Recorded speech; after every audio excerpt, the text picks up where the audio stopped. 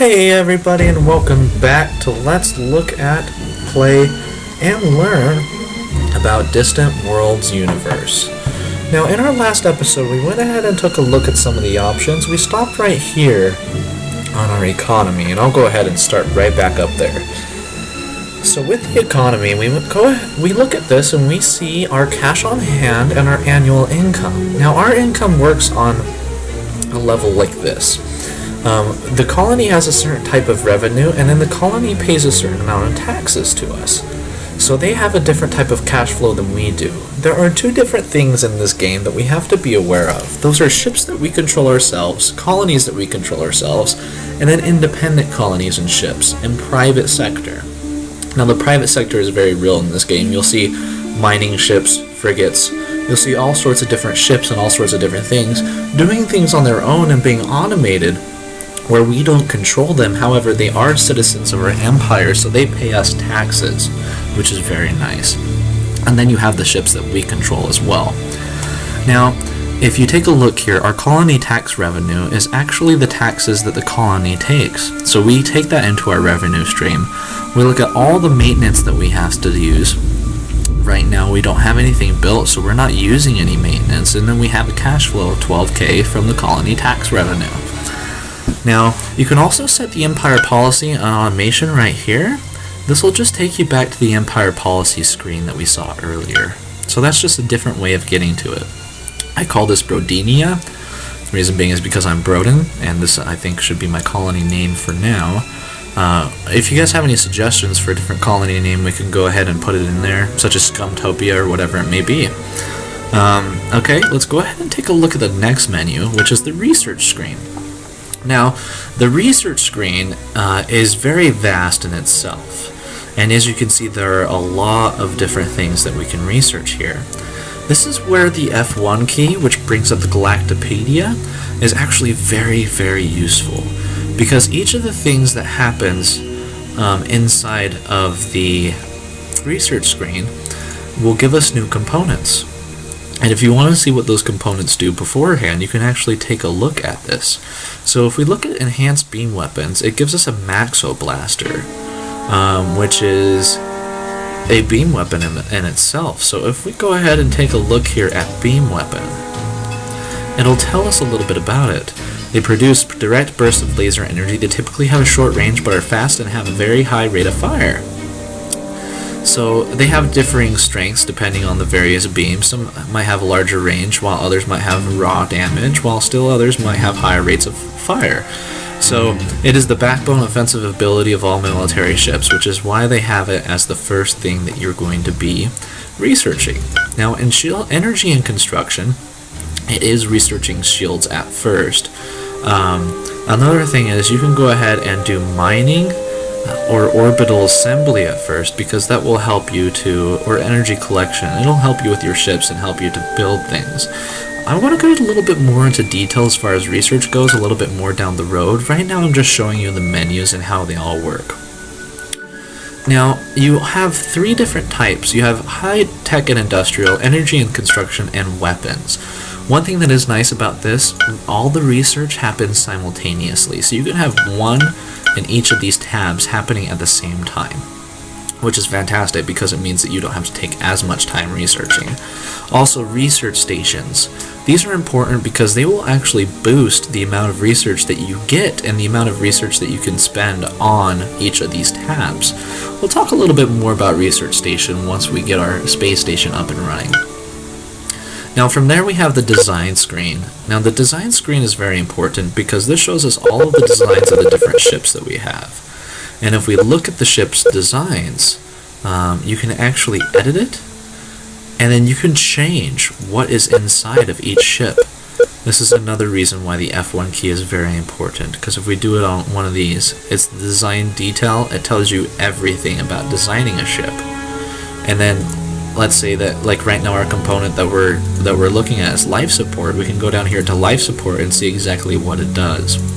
So if you have any questions about any of these components, you can bring up F1 and look at the components on there. These are also all of the things that we can build onto the ship. However, a ship does have a weight limit, and it does have a capacity So that is one thing that you need to know of. The size is 96, so it has to be less than 96 for the things that you put in here as far as the size goes, if you see here. And then you also have, your energy curve, the impulse energy, the cruise, and the sprint, how fast it goes and how much energy it takes. This is very important. You want to go as fast as possible with using as little energy as possible. Another thing is, this is how you consider adding things. It tells you a little bit about what you should add to the ship. And then it tells you the required resources that we need that we don't currently have to build this ship. Well, it doesn't take into account what you have stored, it just takes into account what you're bringing into the colony. So the more mining stations that you build, the less of these that you'll have to worry about for resources. This is just a particular ship. If you look, we have a lot of different ships and a lot of different ship designs that we can go ahead and take a look at and make our ships even look like. So I think that's a really nice touch, that they'll let you take any ship design here, make it look like that ship, and when you make that ship it'll look like it, which is fantastic. But that's just the escort. We have so many different ships that do so many different roles that we can go ahead and tweak just a little bit or completely redesign to do our own thing. So I think that is fantastic. Another thing that we can do is there is a build order screen. What this does is it orders the building of different ships, like a construction ship. All the other different types of ships that are over here we can go ahead and build. Right now we can't construct this type of ship because we don't have the construction yard necessary, which is actually the spaceport that I started building a little bit earlier in the game. If we open the construction yard screen, we will see that we are not currently building anything. Now, ships waiting to be constructed is the Xenox 1 spaceport. That spaceport will be constructed once I unpause the game, but now that it is still paused, it's just waiting to be constructed.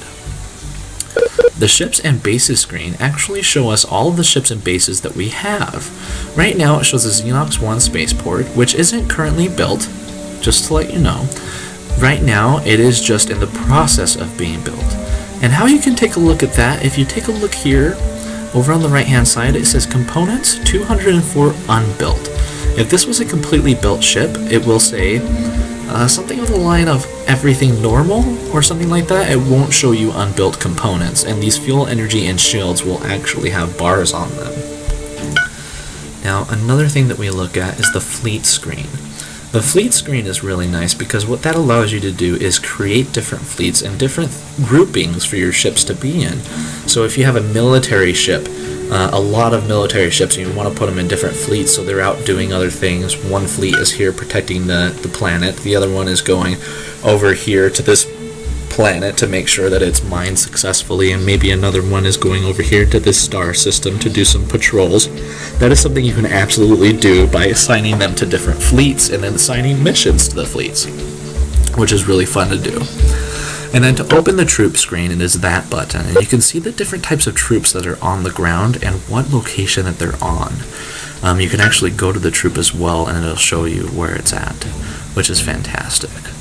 Now, I will recommend that you go view the tutorials before you view my videos. The reason being is because the tutorials describes a lot in detail. A lot of the things that I'm hitting on kind of a high level. So if you want to go and take a look at that, you should do so before I start this game, which I'll actually be starting on the next episode. I'm going to cut this one a little bit short because we've talked about the menus here that is necessary. I am going to go back to the original screen here before I do end, and I'm going to show you a little bit more about this particular screen because I talked about it a little bit before but kept saying I'm going to go back to these things. Well, now that we've gone back to them, we can take a look here. So this is the character that is on Xenox. We went ahead and took a look at the character and the different character traits that everybody has. So because of that, you can see that these things are quite affected to that. The cargo, we talked about a few different components, but not a whole lot of them. Now, these are a lot of the different resources that you can find in the universe and also on your planet. In the cargo, this is how much we have hold. And when it says reserved over here, this is how much that we're reserving for things that we're currently building. So now that we're building a cargo ship, you will see, or spaceport, my apologies, you will see in the cargo hold here that these will have some reserves in there. And resources, these are the resources that can be mined from the planet. Now you can build a mining station on any planet that doesn't have a colony to mine them, but if it has a colony on them, they'd automatically mine that for you, which is nice. Troops and characters, we actually went ahead and took a look at these characters, so now we know a little bit more about that. Construction yard. Now this is the same thing that happens if you push up this button right here, the construction yard button, so you know a little bit more about that. The docking bay is the ships that we have on the planet, which are 0 currently, and these are the different facilities on the planet, which we also have 0 of. So now that we've taken a look again at that first menu and kind of explained a little bit more there, I'm going to go ahead and end this video, and we're going to, on the next video, hopefully you've taken a chance to go ahead and look at the tutorials, we're going to start playing the game. And I know that this has been long videos of not actually playing the game yet, but it is nice to have a little bit of a grasp of what's going on before we start going, because when we start going, it starts going relatively quickly, and I might not have time to explain everything that's happening, but I will try my best. Anyway, thank you guys so much for watching, and have a wonderful evening.